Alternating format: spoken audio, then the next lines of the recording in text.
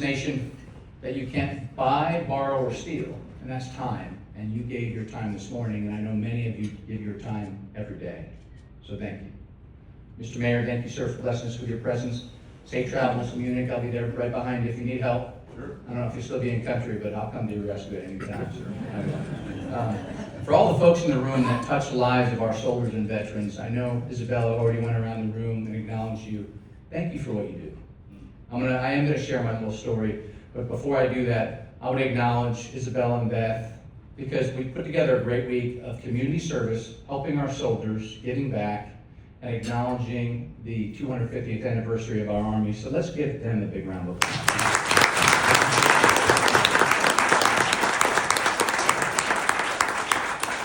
So keeping on the theme of time, I promise I won't waste much of yours, right? But I need a little bit. And I am going to tell a little story about myself, and my brother told me, you need to start telling your story. I never wanted to talk about myself. Most of us in the military are humble folks. But I grew up in a small town in northeastern Pennsylvania, inspired by my father, a very poor family, to serve our country. Joined the Army, thought I was going to do it for a few years, and ended up staying 30. And I had the opportunity to be the Sergeant of the Army. I was not the best soldier in the Army. We have some awesome soldiers. I mean, look at this guy right here. I mean, you can look at him and say, that's what America Pie looks like, right? But I was blessed because I never had a bad leader. And literally, and I can say that as a soldier, and I know not every soldier can. And now it's my life's work to go out and teach leadership, which we did with a couple thousand soldiers yesterday doing leader development. And one of the things that the AUSA champions right now. But when I retired, I had no idea what I wanted to do because I literally joined the Army as a child. I signed up for the Army when I was 16, came in at 17, found myself in Desert Storm right after my 18th birthday. At that point I thought, what have I done here? But then fell in love with it. But I got great advice from one of those great leaders that I said that led me throughout my career, General Perkins. He said, hey, listen, don't be in a rush to find a job because the good job's gonna find you. I went home for 3 months. I was a full-time contractor for Mrs. Dailey, putting the addition on my house, which was great, drinking beer at lunch every day, wearing a tool belt. But that wasn't what I wanted to do for the rest of my life. And the phone rang from the president, CEO of AUSA. And he said, hey, would you come down to DC? You know, I'd spent 5.5 years of living in that area, dealing with the politics of it. I wasn't very excited about that. He said, well, just come down, I want to buy you dinner, and talk about coming to work with us here at AUSA. I knew about AUSA. Obviously, I was Sergeant in the Army, but I really was ignorant to what they did. Met with them that day, drove back to home. My wife said, so what'd you do? I said, honey, I took the job. And she said, well, where are we going to live and how much are you going to make? I said, I had no idea. I didn't ask those questions. She goes, you're the same dumb infantry soldier I married 33 years ago. But she looked at me and she said, we've done this for 33 years and we'll keep doing it. I'll go wherever you want to go.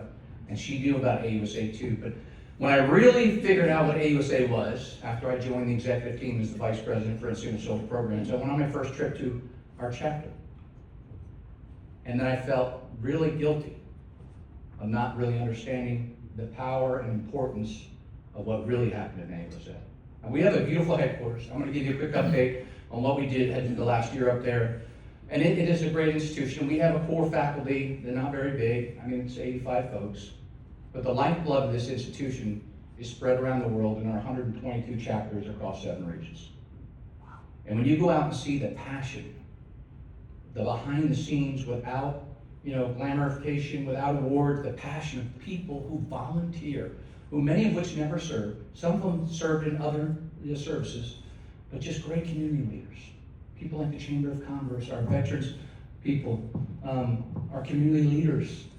They're just these wonderful people. Some of them, their cars are literally rolling AUSA factories. They open the trunk and like all the AUSA paraphernalia flows out. And they're so excited when I go to visit them. And you think to yourself, wow, why didn't I know more about this when I was a soldier? Because we don't try to be on television and brag about what we do. But now that's my life's mission along with leadership is to inspire the next generation of soldiers to know who we are and what we do for them. And every single time we get an opportunity to talk to soldiers on post, I take the opportunity to educate them, not try to sell them on membership, but educate them on the fact they have an incredible community in their hometown, because that's what I tell our soldiers, this is your hometown, that are working behind the scenes to do things for our soldiers and families. And last year, AUSA gave over $40 million back to our Army in several ways. You know, 400,000 national scholarships, but over 1.5 million scholarships across our chapters. During COVID, we donated $2 million. It was the only profit we made because we had to shut everything down. And we gave it to the Army, to AER, to help pay off loans for soldiers' families that were affected by that. And you wouldn't know anything about that because we wouldn't advertise it, and we haven't.